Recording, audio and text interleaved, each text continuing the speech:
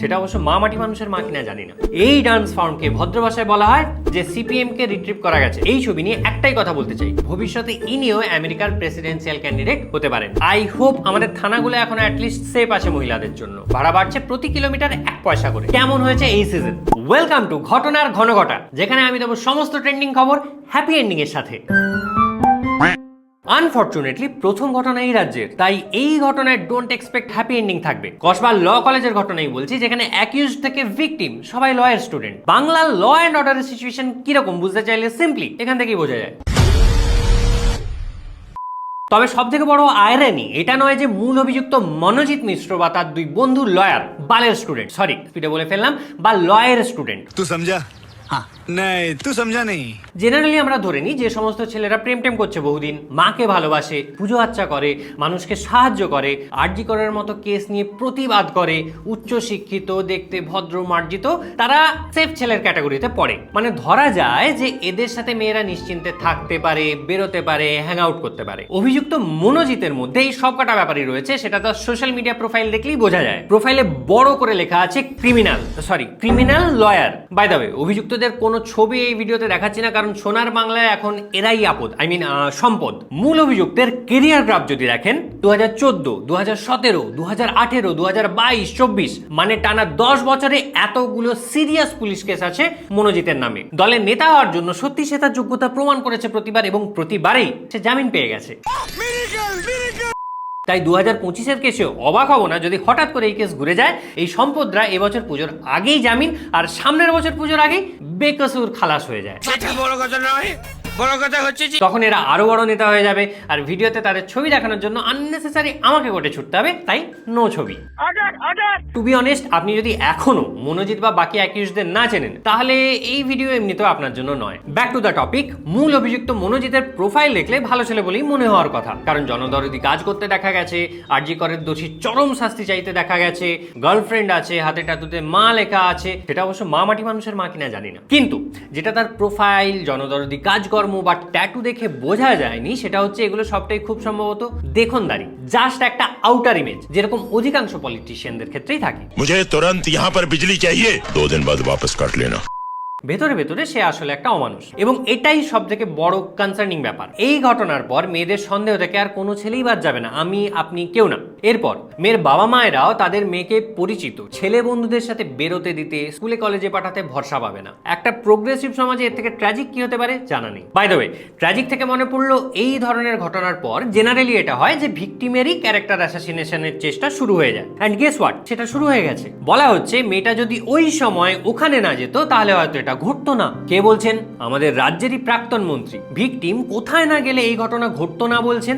আমাদের রাজ্যের রাজধানীর একটা নামকরা ল কলেজে, যেখানে আইন পড়ানো হয়। এর থেকে ডিরেক্টলি বললেই তো চলতো যে এখানে জন্মানোটাই বোধহয় মেয়েটার দোষ, না জন্মালে হয়তো এই ঘটনা ঘটতো না। গত বছর হাসপাতালে হয়ে গেল, এবছর ল কলেজে হয়ে গেল। আই হোপ আমাদের থানাগুলো এখন অ্যাটলিস্ট সেফ আছে মহিলাদের জন্য। যাই হোক, থানা বলতে মনে পড়লো, আমাদের মুখ্যমন্ত্রী এবং মাননীয় পুলিশ মন্ত্রীর এই ছবিটা ভাইরাল হয়েছে সোশ্যাল মিডিয়ায়। এই ছবি নিয়ে একটাই কথা বলতে চাই, খুব ভালো ছবি। এর বাইরে কিছু বলবো না, কারণ জেলে এসি নেই। চলে যাচ্ছি পরের ঘটনায়। কাঁটা লাগা গার্লস শেফালি জরিয়ালার আকস্মিক প্রয়াণ নিয়ে কারণ হিসেবে উঠে এসছে cardiac arrest, and that's concerning. আমাদের জেনারেল কনসেপশন এটা যে আনহেলদি লাইফস্টাইলে থাকলে, ওবিজ হয়ে গেলে, কোনো এক্সারসাইজ না করলে, অনেক বয়স হয়ে গেলে যে কোনো সময় কার্ডিয়াক অ্যারেস্ট হয়ে যেতে পারে। বাট শেফালি জরিয়ালার ক্ষেত্রে এগুলো কোনোটাই অ্যাপ্লিকেবল নয়। আনফরচুনেটলি শুধু শেফালি নয়, সিদ্ধার্থ শুক্লা, পুনিত রাজকুমার এবং আরো অনেকের ক্ষেত্রেই এই একই ব্যাপার ঘটেছে। তারা রীতিমতো ফিট, বয়স কম, কিন্তু সাডেন কার্ডিয়াক অ্যারেস্ট হয়েছে। এতে একটাই প্রশ্ন মাথায় আসে, এত ফিট হয়ে, ডিসিপ্লিনড হয়ে, ডায়েট করে, দামি সাপ্লিমেন্ট খেয়ে যদি এই বয়সে এদের কার্ডিয়াক অ্যারেস্ট হয়, তাহলে আমাদের মতো সাধারণ মানুষদের ফিটনেসের উপর কনসেন্ট্রেট করে ডায়েট করে কি কোনো লাভ আছে? তার থেকে যখন ইচ্ছে, যা ইচ্ছে, যতটা ইচ্ছে খাওয়া দাওয়া করাই তো বেটার, তাই না?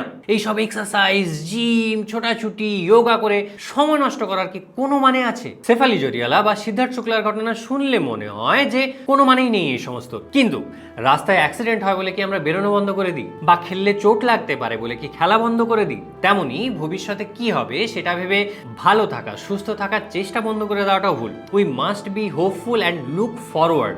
ভুলে গেলে চলবে না যে জীবনে এয়ার ইন্ডিয়া 171 এর মতো যেমন ঘটনা ঘটতে পারে, তেমন বিশ্বাস কুমার রমেশের মতো মিরাকেলও ঘটতে পারে। তাই কার্ডিয়াক অ্যারেস্টকে ভয় না পেয়ে প্রিভেন্টিভ মেজার্স কি কি নেওয়া যেতে পারে সেটা নিয়ে ভাবা উচিত। বাই দ্য ওয়ে, অ্যারেস্ট বলতে মনে পড়লো শ্রদ্ধেয় সাংবাদিক কুণাল বাবুকে বিরোধী নেত্রী মীনাক্ষী মুখার্জি খিস্তি করেছেন। কুণাল বাবুকে তিনি বরাহ নন্দনের সমর্থক কিছু বলেছেন, যেটা স্বাভাবিকভাবেই আমি ভিডিওতে বলতে পারবো না, কিন্তু তারপর সোশ্যাল মিডিয়ায় এইরকম মিম দেখা যাচ্ছে। যাই হোক, এখন প্রশ্ন হচ্ছে একজন রাজনৈতিক নেত্রী হিসেবে এটা কি মীনাক্ষী ঠিক করেছেন?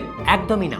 রাজনীতিতে শালীনতা বজায় রেখেই শব্দ প্রয়োগ করা উচিত, সেটা প্রতিপক্ষ যত বড় বরাহ নন্দনই হোক না কেন। মানে খিস্তি করুন, কিন্তু বেটার ভোকাবুলারি ইউজ করুন। समझ रहे हो?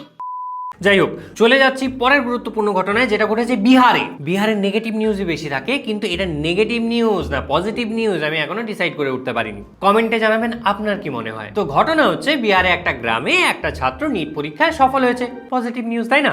কিন্তু সেই সাফল্যে খুশি হয়ে সেই ছাত্রের বাবা রিটার্ন গিফট হিসেবে গ্রামের মাঝে একটা বিশাল নৃত্যানুষ্ঠানের আয়োজন করেছেন। তবে সেটা ভারতনাট্যম, কত্থক বা ক্লাসিক্যাল ডান্স নয়। Guess what? এই ডান্স ফর্মকে ভদ্র ভাষায় বলা হয় মুজরা। এবার সোজা চলে যাবো আমেরিকা সব থেকে ইম্পর্টেন্ট নিউজে।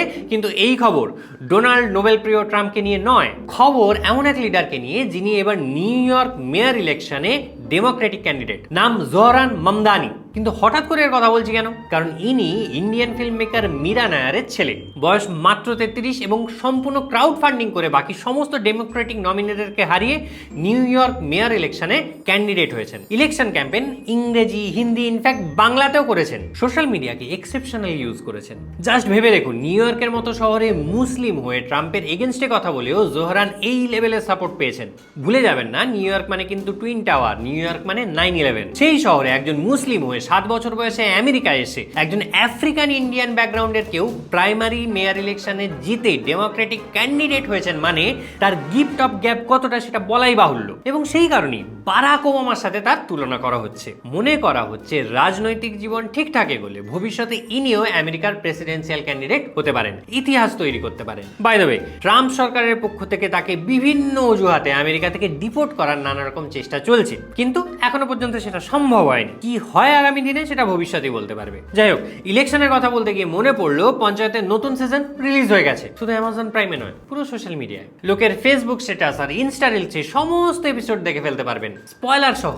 বিনোদ কি ডায়লগ বলেছে, অ্যাসিস্ট্যান্ট কত টাকা বাড়িতে রেখেছে, বিধায়ক কিভাবে নেচেছে, ইলেকশনে কে জিতেছে, এপিসোড দেখার আগেই সব পেয়ে যাবেন। কিন্তু আসল প্রশ্ন, কেমন হয়েছে এই season? To be honest, Panchayat ভালো লাগলেও এই সিজন একদম রিলেটেবল লাগেনি। अरे कहना क्या चाहते हो? ভুল বুঝবেন না, এই সিজনেও গল্প, অ্যাক্টিং সবই ভালো।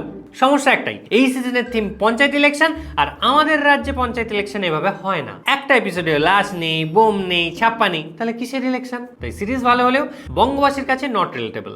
যাই হোক, নেক্সট খবর, যারা ট্রেনে ট্রাভেল করেন তাদের জন্য খুবই বেদনাদায়ক, কারণ ট্রেনের ভাড়া বাড়ছে এ মাস থেকেই। তবে খুশির খবর, সেকেন্ড ক্লাস বা জেনারেলে 500 কিলোমিটারের নিচে ভাড়া বাড়ছে না। এসিতে ভাড়া বাড়ছে 2 পয়সা প্রতি কিলোমিটারে, আর নন এসিতে 500 কিলোমিটারের পরে ভাড়া বাড়ছে প্রতি কিলোমিটার 1 পয়সা করে। আপনার কাছে এটা খুবই সামান্য মনে হলেও এই হাইকের জন্য প্রতি বছর রেলের রেভিনিউ বাড়বে প্রায় 1450 কোটি টাকা। আই হোপ সেই টাকা লাইন ছাড়ানো আর রেলওয়ের ভ্যাকেন্সিগুলো ফিল আপের কাজে লাগানো হবে, যাতে রোজ এই ট্রেন অ্যাক্সিডেন্টের খবরগুলো না আসে। Talking about the accident, air India flight 171 এর লেটেস্ট আপডেট হচ্ছে যে সিপিএম কে রিট্রিভ করা গেছে। সিপিএম মানে ক্র্যাশ প্রোটেকশন মডিউল, যেটা ব্ল্যাক বক্সে থাকে। আপনি যে সিপিএম এর কথা ভাবছেন তাকে রিট্রিভ করা পসিবল নয়। साला ये दुख का खत्म नहीं होता बे। যাই হোক, সেই ক্র্যাশ প্রোটেকশন মডিউল থেকে ডেটা ডাউনলোড করে তার অ্যানালিসিস করা শুরু হয়ে গেছে। আশা করি কিছুদিনের মধ্যে রিপোর্ট পাওয়া যাবে। ফ্লাইট 171 নিয়ে যদি ডিটেইলড ভিডিও চান, সেটা চ্যানেলে পোস্ট করা আছে, দেখে নিতে পারেন। ভেবেছিলাম এই এপিসোডে প্রথম থেকে শেষ পর্যন্ত শুধু ভালো আর এন্টারটেইনিং খবরই দেবো, মজার ভিডিও বানাবো, বাট মনোজিৎ মিশ্রের মতো ছেলেদের জন্য ভালো খবরের মাঝে আমাদের সমাজে খারাপ খবরগুলো তৈরি হয়। কিন্তু সেফ সাইডে থাকতে গিয়ে কন্টেন্ট ক্রিয়েটার হিসেবে আমি বা আমরা যদি সেগুলো নিয়ে কথা না বলি, প্রিটেন্ড করি অ্যাজ ইফ সবই তো ঠিক আছে, সবকিছুই ফানি লাগছে, চোখ বুঝে শুধু মজার কন্টেন্টই বানাবো, তাহলে সেটা ইনডিরেক্টলি অন্যায়কে প্রশ্রয় দেওয়া হবে। তাই ঘটনার ঘনাঘটায় সব রকম খবরই থাকবে, যেগুলো আপনার জানা উচিত, যেগুলো নিয়ে সবাই কথা বলছে বা যেগুলো নিয়ে সবার কথা বলা উচিত। আজ এ পর্যন্ত এপিসোড কেমন লাগলো জানাবেন। উৎসাহ পেলে এরকম উইকলি এপিসোড আসবে, আর প্রচন্ড উৎসাহ পেলে সপ্তাহে 2টো করে এপিসোড আসবে। এটা হচ্ছে আমার ঘাটাল মাস্টার প্ল্যান। তাই মন খুলে লাইক আর শেয়ার করুন। কোন ট্রেন্ডিং টপিক মিস করে গেলাম প্লিজ জানান কমেন্ট বক্সে, আর প্লিজ চ্যানেলটা সাবস্ক্রাইব করতে ভুলবেন না। আপনার কাছে একটা সিম্পল সাবস্ক্রিপশন, আমার কাছে কিন্তু দ্যাট মিনস আ লট। সবাই ভালো থাকবেন, থেমে না প্রেমে থাকবেন। আমি সোহম, দেখা হবে আবার পরের ভিডিওতে। Till then, tata.